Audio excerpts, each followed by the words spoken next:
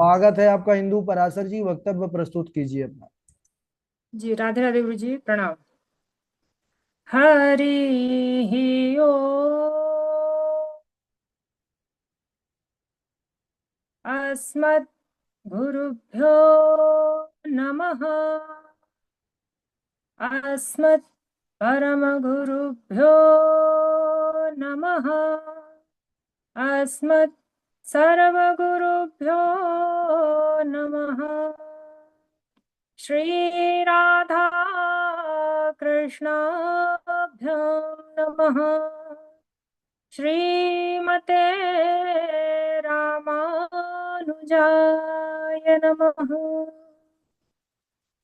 लंबोदरं परमसुन्दरैकदन्तम् रक्ताम्बरं त्रिनयनं परमं पवित्रम् उद्धूतिवाकरनिवाचलकान्तिकान्तम् विघ्नेश्वरं सकलविघ्नहरं नमामि। शरीरं स्वरूपं ततो वा कलत्रम् यशश्चारुचित्रं धनं मेरुतुल्यम् मनश्चैनलग्नं श्रीगुरुरघ्रिपद्मे ततः किं ततः किं ततः किं ततः किम् नारायणं नमस्कृत्य नरं चैव नरोत्तमं देवीं सरस्वतीं व्यासं ततो जयमुदीरये। जयतु देवो देवकी नन्दनोऽयं जयतु कृष्णो वृष्णिवंशप्रदीपः जयतु मेघश्यामलः कोमलाङ्गम् जयतु पृथ्वी भारनाशो मुकुन्दः कृष्ण त्वदीयपदपङ्कजपञ्जरान्तम् अद्यैव मे विशतु मानसराजहंसः प्राणप्रयाणसमये कफवातपेत्थैः कण्ठावरोधनविधा स्मरणं कुतस्ते वराहपीडं नटवरवपुः कर्णयो कर्णिकारम् बिभ्रदवासः कनककपिशं वैजयन्तीं च मालाम् रन्ध्राणवेणोधरसुदया पूरयन् गोपवृन्दैः वृन्दारण्यं स्वपदरमणं प्राविशद्गीतकीर्तिः करारविन्देन पदारविन्दम् मुखारविन्दे विनिवेशयन्तम् वटस्य पत्रस्य पुटे शयानम् बालं मुकुन्दं मनसा स्मरामि। रामाय रामभद्राय रामचन्द्राय वेदसे रघुनाथाय नाथाय सीताय पतये नमः। अञ्जनानन्दनं वीरं जानकी शोकनाशनं कपीशमक्षहन्तारं वन्दे लङ्काभयङ्करम्। भक्तिभक्त भगवन्त गुरु चतुरनाम बपुए इनके पद वंदन किए नासत विज्ञाने मूकं करोति वाचालं पंगुं लंघयते गिरिं यत्कृपातमहं वन्दे परमानन्दमाधवम्। जय जय श्री राधा रमण जय जय नवल किशोर जय गोपी चित चोर प्रभु जय जय माखन चोर। बोलिए भागवत महापुराण की जय। अनंत कोटि ब्रह्मांड नायक अचिंत कल्याण गुणगण निधान सर्वेश्वर सर्वाधिपति अकारण करुणा वरुणालय अकारण करुणा कारण अकारण करुणा कारक सकल जन्य कलशापहारक परात्पर परब्रह्म अनंत कोटि कंदर्प दर्प दलन पटियान निर्गुण निराकार सगुण साकार जगदैक बंधु करुणैक सिंधु सच्चिदानंद घन परमात्मा श्री कृष्ण एवं उनकी आह्लादिनी शक्ति प्राणप्रिया वृषभानुनंदिनी श्री राधा जी के युगल चरणार बिंदु में दासी का बारंबार प्रणाम। समुपस्थित भगवत भक्त भागवत कथा अनुरागी सज्जनों भक्तिमय मात्र शक्ति भगिनी बांधवों सिया राम मैं सब जग जानी करहूं प्रणाम जोरी जुग पानी। हम सभी का बड़ा सौभाग्य है कि आज हम भागवत महापुराण को सुन रहे हैं, सीख रहे हैं। हमारे गुरुदेव की कृपा से हम सब आज इस समय श्रीमद् भागवत महापुराण जो कि बहुत ही सौभाग्य से प्राप्त होती है, सीख रहे हैं। उनकी कृपा से हम आज यहाँ तक पहुँचे हैं और आगे भी पहुँचेंगे। पिछले दिवस हमने भगवान नारायण के वामन अवतार की कथा सुनी थी। किस तरीके से भगवान श्री नारायण ने वामन रूप धारण करके राजा बलि, जो दैत्यों के राजा थे बलि, उनसे 3 पग भूमि दान मांगी थी और 2 पग में ही सारा ब्रह्मांड नाप लिया था। बहुत ही सुंदर चरित्र हमने श्रवण किया था। आज हम भगवान के मत्स्य अवतार की कथा सुनेंगे और भगवान ने जो मनवंतरों के विषय में इसमें बताया है, भगवान के जो भक्त हैं उनकी कथाएं सुनेंगे। बहुत ही राधे राधे गुरु जी। सुंदर वर्णन है इसमें।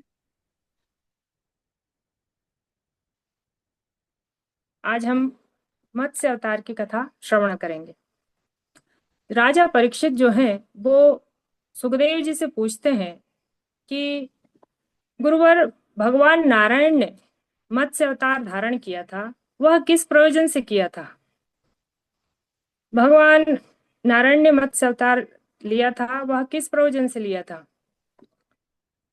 तो जो सुखदेव जी हैं वे बता रहे हैं कि परीक्षित, जब नैमित्तिक प्रलय आने वाला था उस समय भगवान नारायण ने मत्स्य अवतार धारण किया था। और शिवा पांडे जी, आप अपना ऑडियो बंद करिए।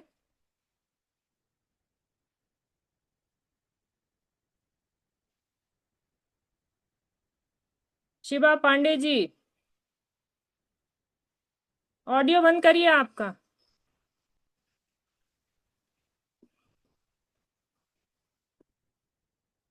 सुखदेव जी को राजा परीक्षित को सुखदेव जी बताते हैं कि सत्यव्रत नाम के जो राजा थे वो एक दिन कृतमाला नदी के तट पर तपस्या कर रहे थे। वह सूर्य नारायण को अर्घ दे रहे थे। तब उस समय उनके अंजलि में एक मछली आ गई। उन्होंने उसे वापस जल में डालना चाहा तो वह मछली बोल उठी कि हे राजन, मुझे इस नदी में मत छोड़िए, यहाँ पर छोटे छोटे बड़े बड़े जीव जंतु मुझे खा लेंगे। तो राजा सत्यव्रत ने उन्हें अपने कमंडल में रख लिया और अपने आश्रम को ले गए। वहां पर उन्होंने उसे एक दूसरे बर्तन में रखा। थोड़ी ही देर में वह मछली अपने आकार से दुगनी हो गई। उस बर्तन में वह समा नहीं रही थी, उस पात्र में। तब राजा ने उसे दूसरे बड़े पात्र में डाला। जिस भी पात्र में वह उसे डालते वह तुरंत आकार में बड़ी हो जाती। तब राजा सत्यव्रत ने विचार किया कि मैं इसे तालाब में छोड़ आता हूं। जैसे ही वह उसे बड़े समुद्र में डालने गए, वह मछली बोल उठी, हे राजन, आप मुझे यहाँ मत छोड़िए, इस समुद्र में बड़े बड़े मत्स्य हैं, वह मुझे खा जाएंगे। तब जो राजा सत्यव्रत थे वह समझ गए कि यह कोई साधारण जीव नहीं है, जरूर यह भगवान की कोई माया है। उन्होंने भगवान नारायण का ध्यान किया और उस मछली को प्रणाम किया और कहने लगे कि हे प्रभु, आप कौन हैं? मैंने कभी भी ऐसा जीव नहीं देखा जो इतनी जल्दी अपना आकार बदल रहा हो। जरूर आप भगवान नारायण ही हैं। तब भगवान नारायण प्रसन्न हुए और प्रकट हो गए। उन्होंने कहा कि हे राजन, आज से 7वें दिन समुद्र अपनी मर्यादा को उल्लंघ कर मर्यादा का उल्लंघन करके पृथ्वी को जलमय कर देगा। तब नैमित्तिक प्रलय आएगा, पूरी पृथ्वी जलमय हो जाएगी। तब तुम्हारे सामने एक नौका आएगी। तुम उस नौका में महत्वपूर्ण औषधियां, धान्य और सप्त ऋषियों को लेकर बैठ जाना। तब मैं उस नौका को लेकर जाऊंगा। ठीक वैसा ही हुआ। 7वें दिन पूरी पृथ्वी जलमय हो गई और जो राजा सत्यव्रत थे, उन्होंने भगवान ने जैसा कहा था उस अनुसार वे धान्य और औषधियों को लेकर, सप्तऋषियों को लेकर उस नौका पर बैठ गए। भगवान नारायण का उसी समय मत्स्य अवतार हुआ। बोलिए भगवान मत्स्य की जय। नारायण भगवान का मत्स्य अवतार हो गया। उन्होंने उस नौका को खींचा। जब तक ब्रह्मा जी की रात्रि रही, नैमित्तिक प्रलय रहा, पृथ्वी जलमय रही, वे उस नौका को उसी में विचरण करते रहे, घुमाते रहे। और जो राजा सत्यव्रत ने जो भी प्रश्न कहे थे, भगवान से करे थे, जो भी प्रश्न पूछे थे, वे सब मत्स्य पुराण के रूप में अवतरित है, उसमें वर्णित है भगवान नारायण की बातें। और राजा सत्यव्रत ने जो भी सवाल पूछे थे, वे सब मत्स्य पुराण में है, मत्स्य पुराण के रूप में। यहाँ पर अष्टम स्कंद संपूर्ण हुआ है। अब हम 9वें स्कंद में प्रवेश करेंगे। इसे ईशानु भी कहते हैं। क्योंकि ईशानु इसलिए कहते हैं क्योंकि इसमें भगवान और भगवान के प्रिय भक्तों का चरित्र है।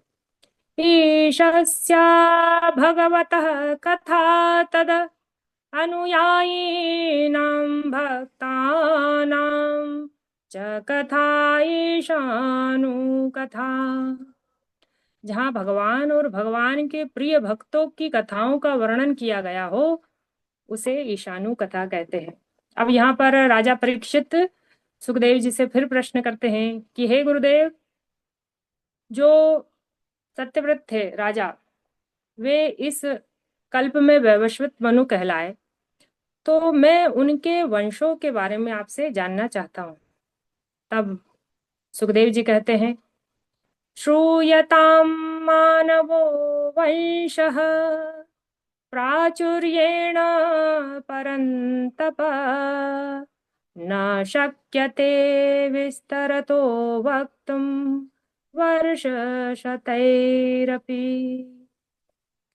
न शक्यते विस्तरतो वक्तुं वर्षशतैरपि।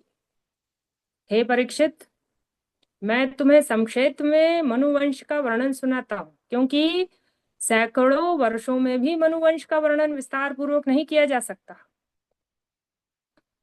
समस्त प्राणियों समस्त प्राणियों की जो आत्मा है भगवान नारायण, उनके नाभि कमल से ब्रह्मा जी उत्पन्न हुए, ब्रह्मा जी का प्रादुर्भाव हुआ। और ब्रह्मा जी के मन से मरीचि उत्पन्न हुए और मरीचि के जो पुत्र थे वो कश्यप, ऋषि कश्यप। और कश्यप जी और उनकी पत्नी अदिति के द्वारा विवस्वान सूर्य नारायण भगवान का जन्म हुआ। विवस्वान सूर्य नारायण की संज्ञा नाम की पत्नी थी और उनसे श्राद्धदेव मनु उत्पन्न हुए। यह श्राद्धदेव विवस्वान के पुत्र होने के कारण वैवस्वत मनु कहलाए। जब वैवस्वत मनु की कोई संतान नहीं थी, उनकी श्रद्धा नाम की एक पत्नी है, जब इन्हें संतान नहीं थी तो उन्होंने वशिष्ठ जी से मित्रावरण यज्ञ करवाया संतान प्राप्ति के लिए। जो वैवस्वत मनु थे, वे पुत्र की इच्छा रख रहे थे, उन्हें पुत्र चाहिए था, लेकिन उनकी जो पत्नी थी श्रद्धा देवी, वे पुत्री की इच्छा रखती थी, वे चाहती थी कि पुत्री हो। अब श्रद्धा देव मनु ने वशिष्ठ जी से पूजन करवाया, मित्रावरुण यज्ञ करवाया, लेकिन जो उनकी पत्नी थी उन्होंने पंडितों से कहकर कि मुझे तो पुत्री की इच्छा है, संकल्प में पुत्री के द्वारा पुत्री चाहिए ऐसा संकल्प करवा दिया। कुछ समय बाद इला नाम की सुंदर दिव्य कन्या हुई। जब मनु ने उस कन्या को देखा तो वे खिन्न हो गए और वशिष्ठ जी के पास गए और उनसे कहा कि यह विपरीत परिणाम कैसे प्राप्त हुआ। मैं तो पुत्र की इच्छा रखना चाहता था, लेकिन पुत्री कैसे प्राप्त हो गई। तब वशिष्ठ जी ने ध्यान लगाया तो वे समझ गए और कहा कि ये संकल्प की विपरीतता के कारण ऐसा हुआ है, लेकिन आप चिंता न करें, मैं अपने तपोबल से इस पुत्री को ही पुत्र बना दूंगा। गुरु वशिष्ठ जी ने भगवान नारायण का ध्यान किया और उस इला नाम की पुत्री को ही सुद्युम्न नाम के पुत्र के रूप में परिणित कर दिया। अब सुद्युम्न बड़े हुए तो शिकार की इच्छा रखते थे, वे शिकार खेलने उत्तर की ओर चले गए। वहां पर इलाव्रत खंड में प्रवेश कर गए। अब वो जो इलाव्रत खंड था, वो वहां पर भगवान शंकर का श्राप था कि अगर उस वन में कोई भी जाता है पुरुष तो वह स्त्री बन जाएगा। और सुद्युम्न भी वहां चला गया, वह फिर पुनः स्त्री बन गया। सुद्युम्न पुनः स्त्री बन गया, वह एक वन से दूसरे वन भटकने लगा।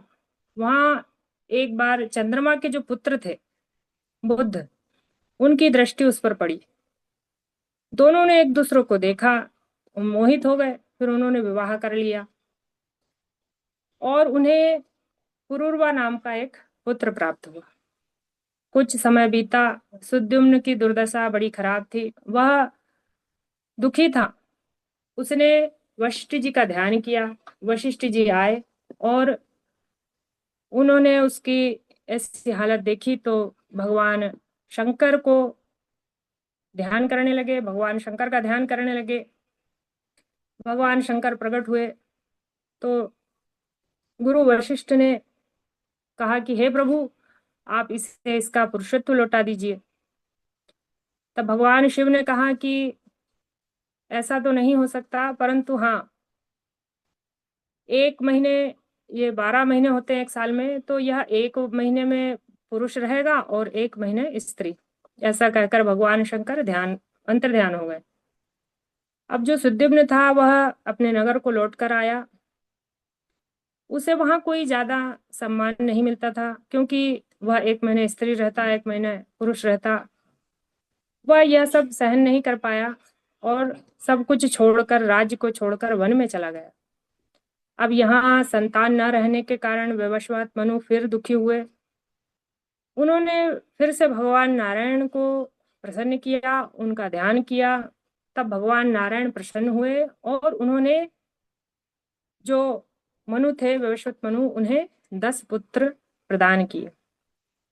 इक्ष्वाकु, नग, शर्याति, दिष्ट, दृष्ट, करुष, नरिष्यंत, प्रशंद्र, नभग और कवि, ये 10 पुत्र उन्हें प्राप्त हुए। इनमें से जो राजकुमार प्रशंद्र थे वे वशिष्ठ जी के यहाँ गौ माता की सेवा करने लगे। अब एक दिन रात्रि के समय वहां पर एक सिंह ने हमला कर दिया गायों पर। तो जो प्रशंद्र थे उन्होंने तलवार चलाई। उन्हें लगा कि सिंह को लगेगी, सिंह को मारने के लिए तलवार उठाई थी, परंतु गौ माता को लग गई। सिंह तो भाग गया और गौ माता की हत्या हो गई। अंधेरा था, वह समझ नहीं पाए।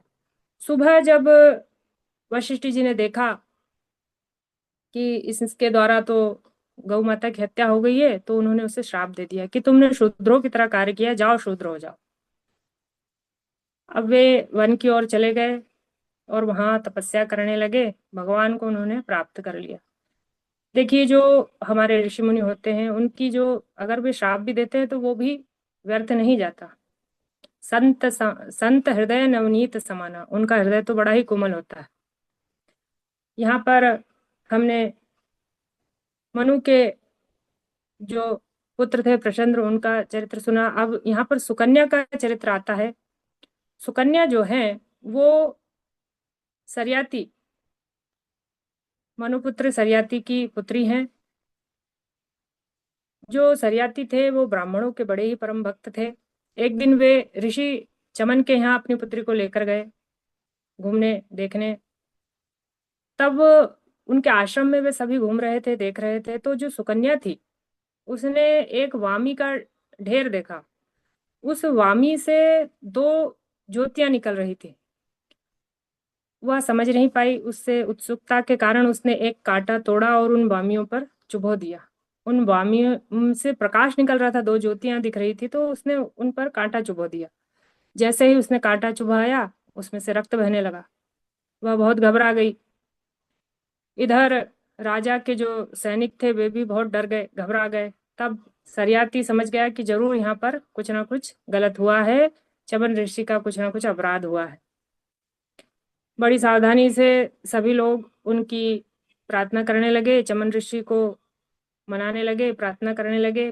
तब वे प्रसन्न हुए और जो सरियाती थे उन्होंने अपनी कन्या सुकन्या को चमन ऋषि को दे दिया कि आप इसे स्वीकार करिए, इससे आप विवाह कर लीजिए। उससे विवाह करवा दिया और वे चले गए। सुकन्या जो थी वो बड़ी सावधानी से चमन ऋषि की सेवा करने लगी। और एक दिन उन्होंने पूछा कि तुम क्या चाहती हो देवी। तब सुकन्या ने कहा कि आप अपने जो अवस्था है उसे सुधार लीजिए। तब वहां पर एक दिन अश्वनी कुमार आए। तो ऋषि चमन ने अश्वनी कुमारों से कहा कि तुम मुझे यौवनत्व प्रदान करो, मैं तुम्हें देवत्व प्रदान करूंगा। तब जो अश्वनी कुमार थे उन्होंने एक कुंड का निर्माण किया और चमन ऋषि को जो कुंड में प्रवेश कराया। जब वे वापस निकले तो 16 वर्षीय पुरुष के रूप में बाहर आए। तब वे सुकन्या से मिले तो सुकन्या बड़ी प्रसन्न हो गई, उनके पास बैठी हुई थी। तो उनके पिता सरियाती जब आए तो उन्होंने देखा कि मेरी पुत्री किसी जार पुरुष के साथ बैठी है, किसी दूसरे पुरुष के साथ बैठी है। बहुत क्रोधित हुए और कुछ ऐसा कहने लगे कि तुमने हमारे परिवार को कलंकित किया है, ऐसे नाराज होने लगे। तब सुकन्या ने कहा, पिताजी ये आपके जवाई चमन ऋषि ही हैं। इन्हें जो यौवनत्व प्रदान हुआ है वह अश्वनी कुमारों के द्वारा मिला है। सरियाती ये सब देखकर बहुत प्रसन्न हो गए और जो हमारे महाराज जी थे चमन ऋषि उन्होंने उनसे यज्ञ करवाया।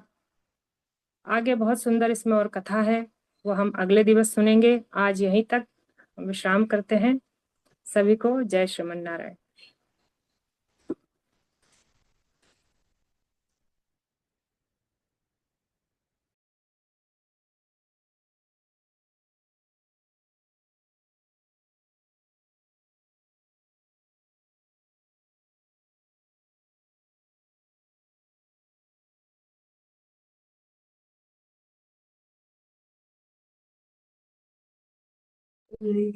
गुरु जी।